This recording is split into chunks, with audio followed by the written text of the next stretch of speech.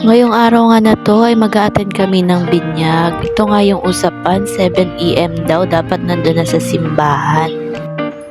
Hindi na nga ako magtataka kasi nga 'pag taga-Pilipinas ka, ito nga talaga Filipino time. Minsan nga late, minsan naman advance. Yan nga pala yung simbahan guys, papasilip ko lang sa inyo ng pahapyaw. Ito nga ay simbahan ng Kanlubang, kung pamilyar kayo dito sa Kanlubang, Calamba, Laguna. Ito nga yung simbahan dito.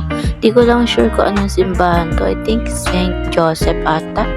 Or ewan, kalimutan ko na. Pero maganda yung simbahan niya guys, sa labas tsaka sa loob. Ito nga pala yung loob ng simbahan ng Kanlubang. Ang ganda niya talaga. Talagang pag napapasok ka, mapapabighani ka at mapapadasal ka. Ito nga talaga, sakto nga, pagpunta namin ay may ikakasal din kaya sobrang ganda. Pero parang common na din naman yung ganitong design pag nandito ka sa Laguna, kaya nabighani ako kasi nga sa probinsya namin, ibang-iba yung itsura ng simbahan doon. Habang inaantay nga namin yung bibinyagan, ayan, pumasok muna kami dito mga mi. At hindi lang naman ako panay video mi, nagdadasal din naman ako dito. Kasi nga minsan lang din naman magka-oras na pumunta sa simbahan, kaya lubos-lubusin na natin ang paghingi ng tawad. After nga ng binyagan, fast forward tayo mga mi. Dumiretso nga kami dito sa Pansul kasi nga dito nga gaganapin yung venue. Ayan, sakto nga maaga kami nakarating kasi nga ang gamit namin sasakyan ay motor kaya nauna na kami. At yung mga magulang ng bininyagan ay nasa huli pa kasi nga na-traffic pa sila. Habang inaantay nga naman yung magkakamag-anak, mag-iina, ayan. Ano ba yan? Nasama pa yung aking paa.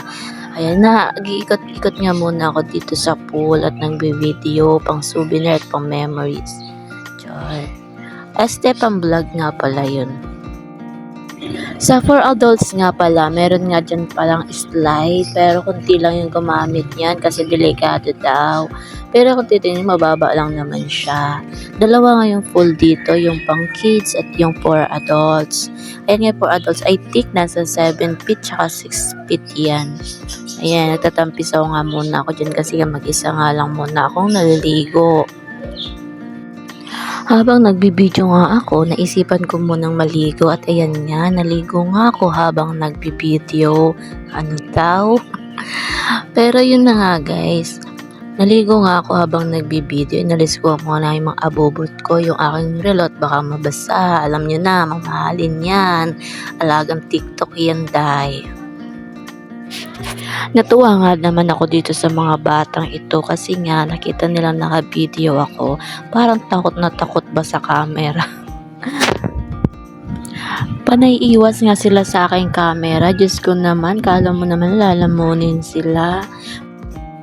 Pansin nyo nga na ako lang mag-isa ang nagsuswimming kasi nga yung aking josawa, usapan nga namin maliligo kami at ang ending naliligo na sa alak.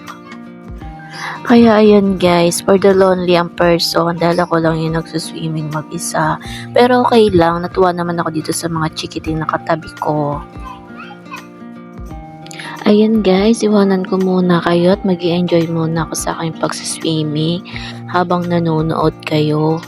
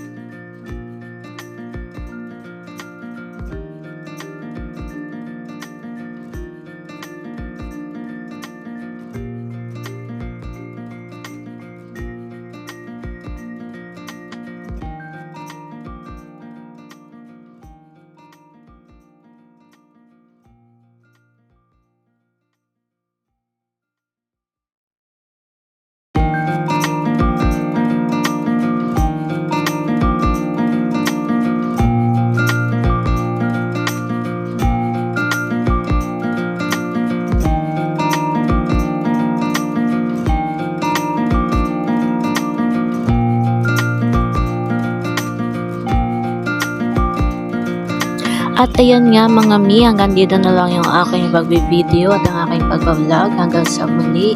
Salamat sa inyong mga panunood. Bye-bye! Thank you for watching guys!